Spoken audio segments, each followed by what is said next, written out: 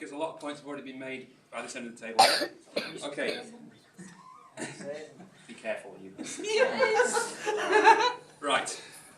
Ladies, gentlemen, and other Meatloaf fans. Yes.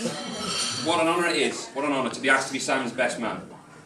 And when you're asked to do this sort of thing, you start to think about all the things you should mention and all the stories that you should tell in order to embarrass the living hell out of the group. But then I thought two things. First of all, we're men. We don't really have stories. We've mostly just got grunting.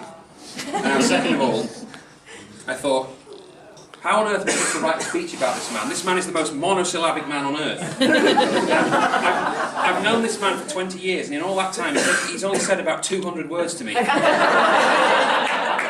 8 of those were on the stag do last weekend when he yelled, "Where the hell have you taken me?" I'm nervous, that was 7. That's, I mean, I half expected that today he would have quite a lot of trouble saying "I do."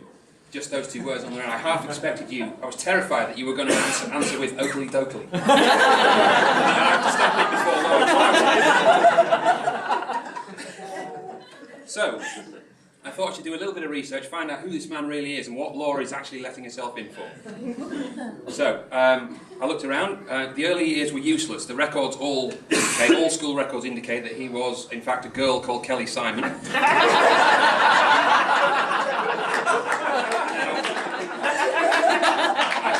I believe that phase of his life is over, but if it's not, then you two should have a little chat before this goes too much further. Okay? So the next thing I looked at was the sixth form years, when Simon and myself and a few of the reprobates over there went on some wonderful alcohol-fueled music tours around Europe, and this is when I discovered that Simon may in fact be a German. The reason I say this is it's the only explanation for him drunk out of his mind, lying on a bed, singing the German national anthem at the top of his lungs. Now, does he still do this at all? For the right man. Good. So, another thing that stood out, which was mentioned by the father of the bride, was Simon was for a while an official football association referee. Now, he's not done this for quite a while, but if he decides to take it up again, what I want to just remind him of now is that the red and yellow cards, they work on footballers. They will not work on your new wife, right? Don't try that. Don't try that, okay? So I found a little bit more information out about Simon, of course. But I can basically sum it up by saying he eats a hell of a lot of Mr. Kipling cakes, he drinks a lot of peculiar French alcohol that he finds in the back of cupboards, and he plays a hell of a lot of Mario Kart. But that's all I can find, and it's difficult to work into a best man speech, so I want to finish off by trying to offer Simon a little bit of advice for the marriage that is starting here today. First of all, Mario and Luigi are rubbish choices for your first 2 children's names.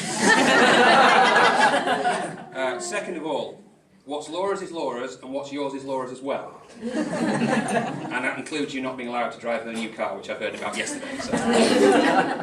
Now, thirdly, this is a bit of a delicate subject. I wasn't sure whether to mention it, but given what I've heard, the little I've heard about the debauchery that went on the hen night, I think I'll get away with mentioning it.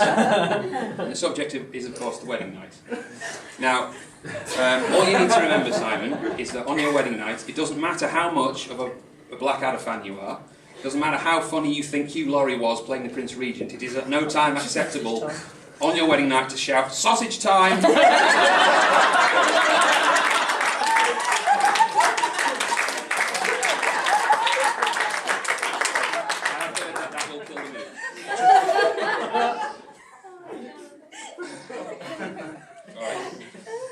So finally, all I want to say is that you both found each other, you love each other very much.